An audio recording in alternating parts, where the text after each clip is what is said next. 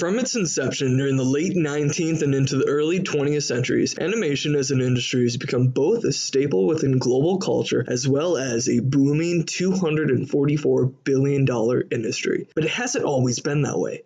Today, I would like to take a look back at animation's precursors and the steps that we've taken as a field of passion to get to where we are now.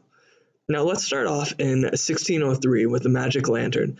Created by Dutch scientist Christian Hughes, the magic lantern was essentially just a slide projector that utilized glass plates and were originally lit by candles onto a flat surface such as a wall. So popular were these lanterns that their demand didn't peak until well into the 1870s to 1880s, and even then did not fully fall out of taste until around World War II.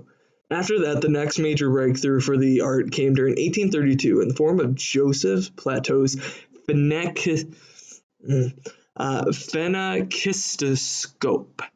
As both a long word as well as a disc painted or drawn on with a series of images, it would, once spun, create an illusion of motion. Unfortunately for Joseph, however, shortly after, in around 1833, the Zoetrope, a cylindrical version of his device, would be created by William George Horner.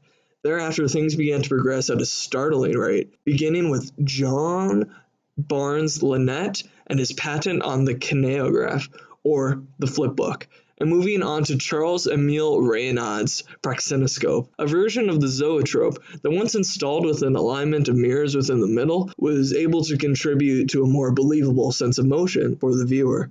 Finally, we end up reaching Edward Muybridge and his remarkable photography work during 1877 to 1885. Before his time, photograph content for forms and motion were non-existent, and because of this, the resources that animators would be able to later draw on for their work would have been scarce. However, that was about to change, as he would go on to produce some 100,000 odd photographs of both human and animal motion, a feat that echoes into our field to this day.